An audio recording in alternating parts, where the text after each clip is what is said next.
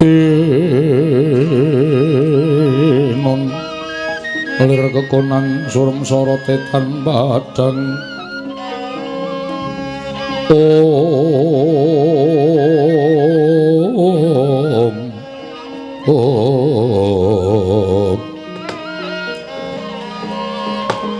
Nolo garing dalem den Petro wonten dawuh Ndara Ponokawan Bagong wonten timbalan wah rumangsa bingung rasaku ndak kira gampang apa ya menyang didununging para Pandhawa ning kepingkut mungsuh lah kok tinemune angel digoleki nadyan wis nasak pirang-pirang alas parandene ora iso ketemu kalawan ingkang dak upadi ning nggih ampun lokro tetep kudu ditutuke napa sampean purun dadi macan terus kaya ngoten niku nek mboten kelem nutuke nek kersa dadi macan terus kaya ngoten niku nggih pun kondur mawon teng Mandura mboten sang goleki Ndara Pandhawa lah wong sampean ya ora terus semangat kok ya matlangening kalangwan aklar pandan moncar tinon lir kekonang surem sorotetan badang kasor lan pacaring purnameng gekono dasari mangsa katiga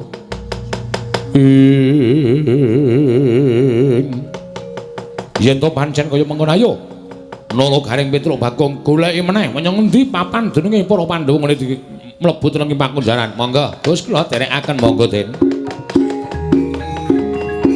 Uta Pandhawa tata gati Wisraya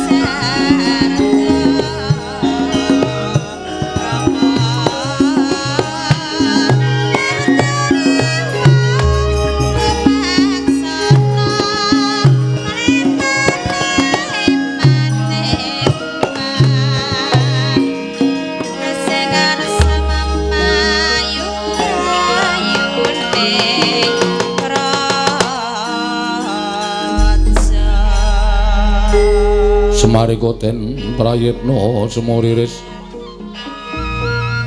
semuriris eko balik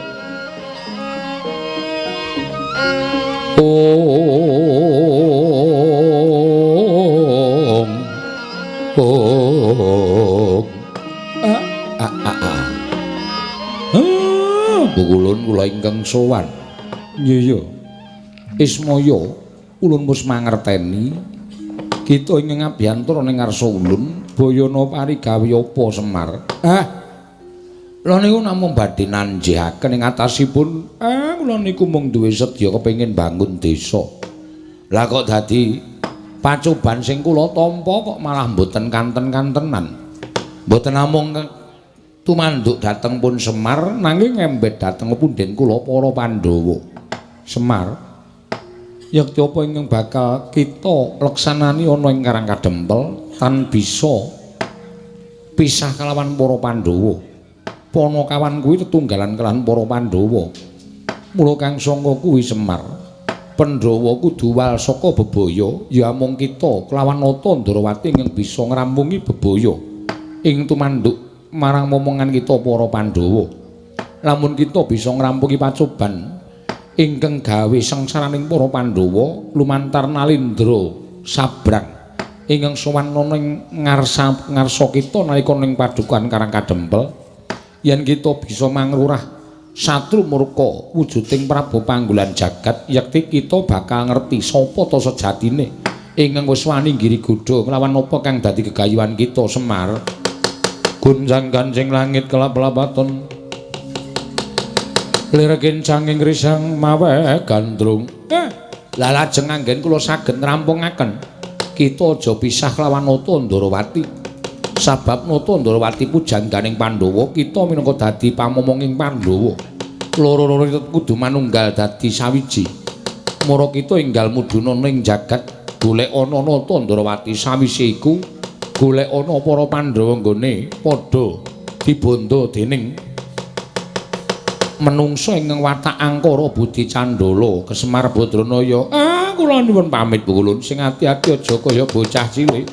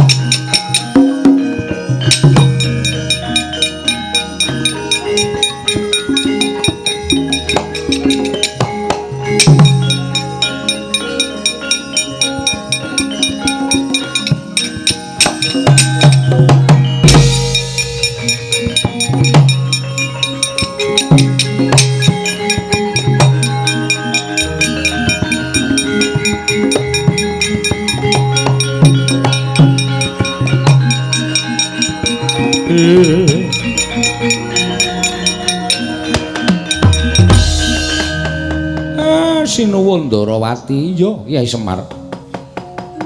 Karang Kadempel geger kok sampeyan mboten ngetok. Mergo aku wis ngerti ora ana ingkang bakal bisa ngasurake Nalindra ingkang nedya mboyong marang Semar. Tinemune bener Koko Prabu wae nganti kepirangan para Pandhawa kepikut. Lah Kakang Semar saka tindak ngendi? Sowan Sangase Prana. Kula namung badhe kepengin nyuwun keterangan supaya pepadhang tumanduk dhateng Karang Kadempel. Sabanjure panjenengan iki kudu sing ngrampunke sampeyan kalih kula. Monggo para Pandhawa kepikut Kyai Semar. Goleki ampun nganti kelangan Pandhawa Ndara.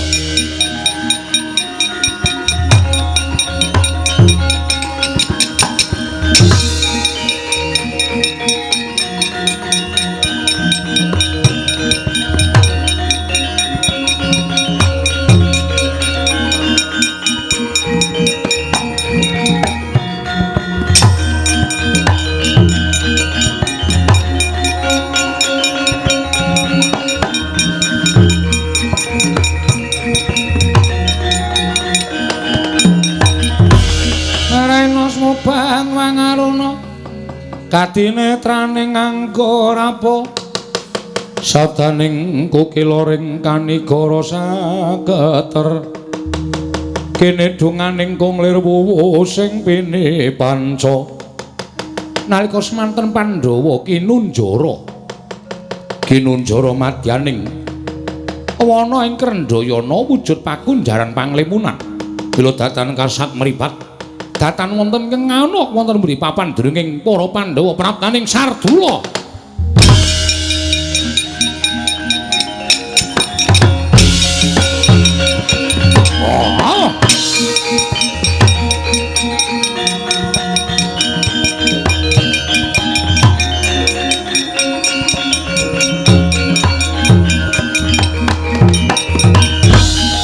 Petro, wonten dawuh Den. Dina samengko wis kecandhak menyang endi dolonge para Pandhawa. Sampeyan niku ampun ngawur wong niki alas kaya kenten kok kecandhak pripun? Yen ditonton nganggo netra Waloka pancen wujude alas. Nanging iki ana wujuding pakunjaran. Mongko wujuding panglimunan tegese ora kasat mripat. Mula ora ana ingkang ngerti pakunjaran iki. Welatan. Mbok menawa lebete pepundhen Pandhawa sinuwun. Mbok jajal sampeyan budidaya supaya iso jebol pakunjaran iku jarene bapane sampe iso ngluwari para Pandhawa iso bali kaya wingi Ndara. Gunjang ganjing langit kelap-lapaton lir kincanging risang mawe gandrung tinebak pakunjaran dening Sang Sardula kedadosan saking Nata Mandura. Temah jebol punang pakunjaran Nata Mandura ingkang wujud Sardula bali kaya wingi uni.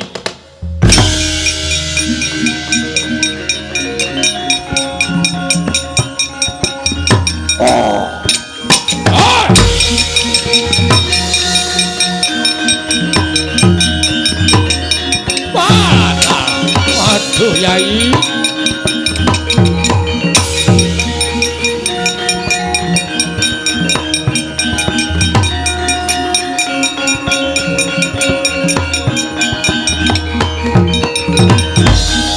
Koko Prabu ngaturaken panuwun dene Paduka sampun saged ngluwari dhateng ingkang rayi tuwin kadang-kadang Paduka.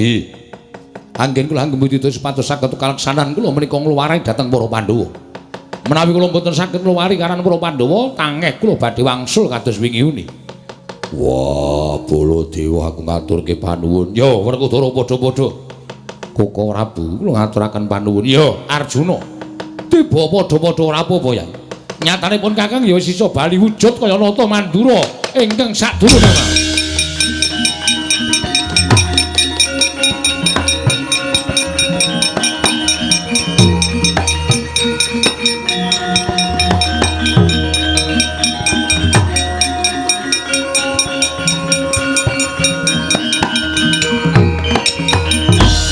Lho, iki Yai Kresna, iki Koko Prabu kasinggihan mekaten. Saka ngendi? Budidaya supados saged ngrampungi perkawis menika kaliyan Kakang Semar. Weh, lah dalah iki yo Semar malah wis tekan kene. Nggih. Lah kok ora digawa karo ratu sing ngamuk ning Karang Kadempel mau. Kula budidaya supaya iso aja nganti kepikut dening Nalindra wau. Sabanjure piye? Koko Prabu kula suwun Nyai Prabu Darmaksuma lan Werkudara menapa dene Janaka supados kadherekaken wangsul utawi kondur wonten ing Karang Kadempel. Lho, ora ning Ngamarta. Ingkang badhe gadah damel menika Kyai Semar. Lah Siadi bakal tindak menyang endi lan apa ingkang bakal mbok tindakake? Kula lan Kakang Semar badhe ngupaya Nalindra ingkang sampun damel ribet kawontenan Karang Kadempel. Oh ngono. Inggih. Ya, Yai Prabu wonten dawuh. Monggo kula dherekaken kundur wonten ing Karang Kadempel. Monggo Koko Prabu sangan kene. Koko Prabu.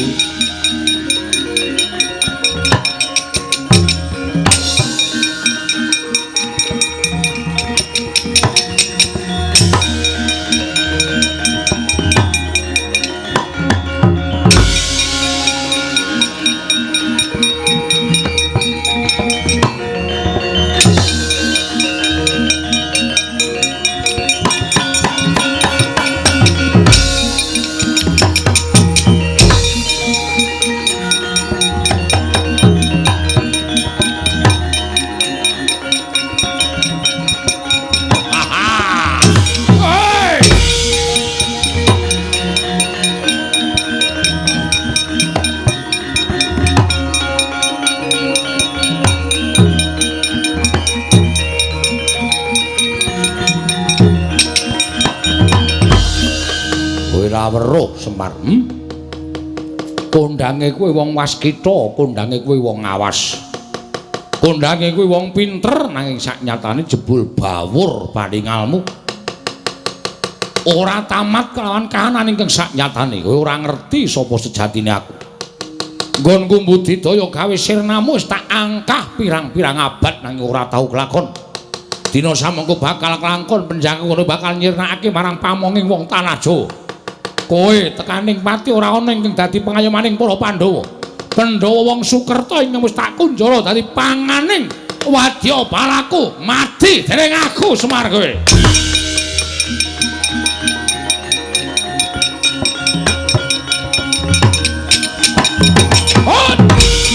Woi! Wah, edan.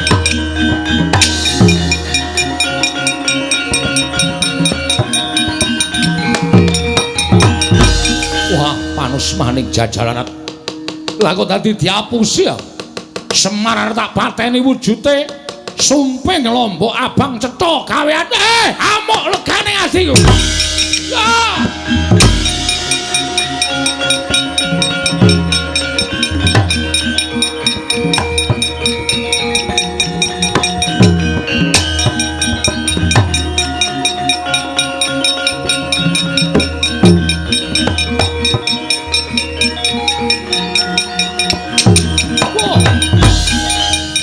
Wong ireng takon karo aku Narendra Ndrawati Prabu Sri Bathara Kresna. Kowe Prabu Panggolan Jagat yo. Ayo, kowe saiki ngejak apa? Wis entek Senopati karang kadempel. Sing isih ming nata Ndara watu jajajamu barang kowe.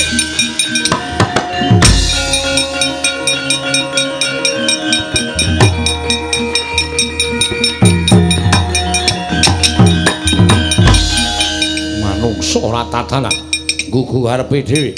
Ngina karo Prabu Panggolan Jagat Clorong Candra Wirayang. Wah, mbuh sakenane sapa iki? Wah!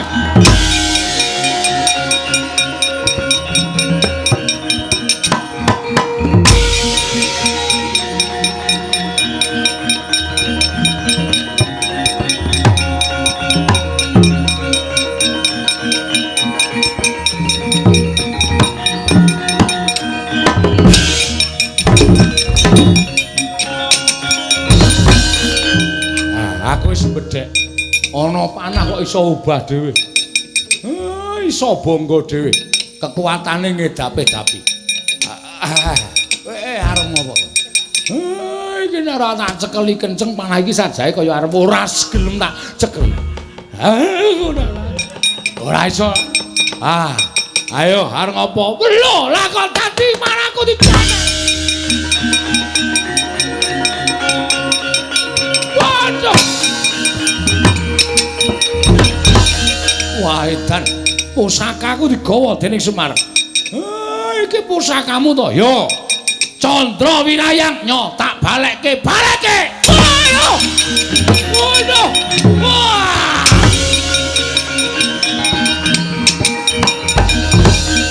Tinujahaken wonten dadaning Sang Prabu Panggolan Jagat. Nalika semanten Yana Ayu Baskara Timangsa Sirna Margalayu. Panah Badar Betari Durga Sang Prabu Panggolan Jagat Badar Sang Hyang Bathara Kala. Woi!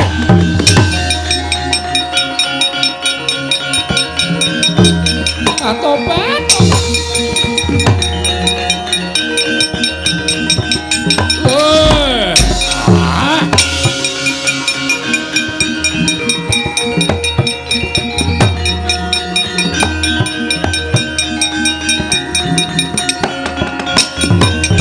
Kunjang ganjing langit kelap-kelap katon lir kincanging risang maweh kantruk.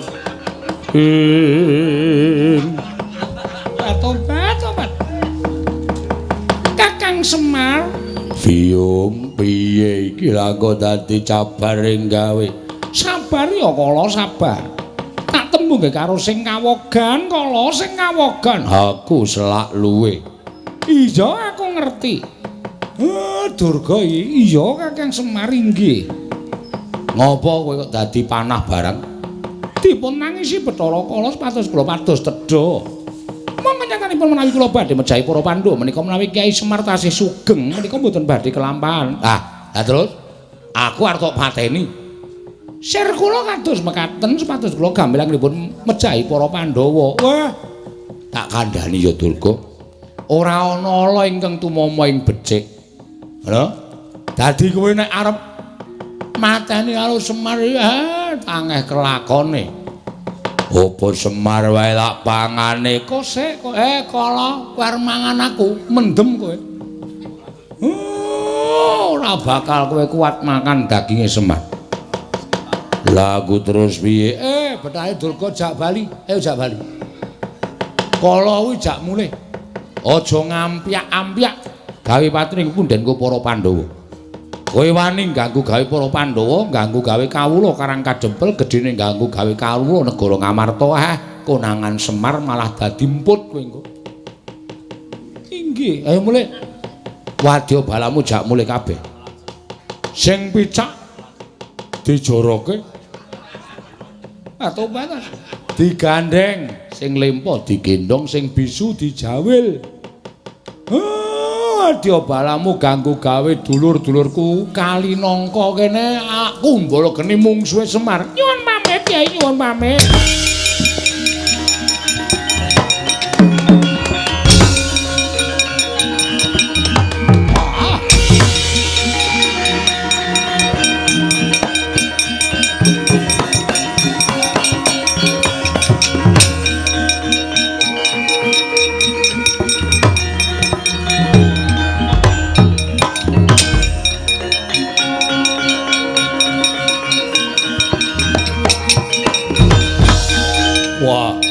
Satriya gagah Warakudara.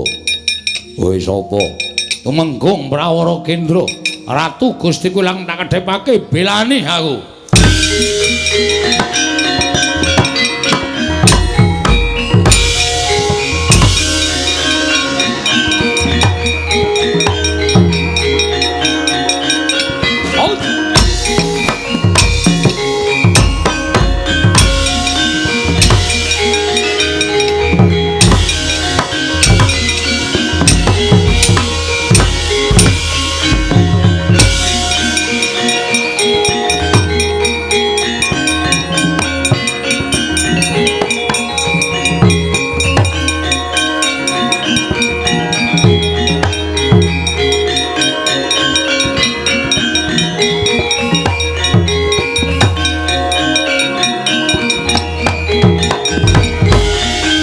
Madange jagato mungo-mungo sak pucaking wukir marebak bangsu mirat keneng soroting surya mega lan gunung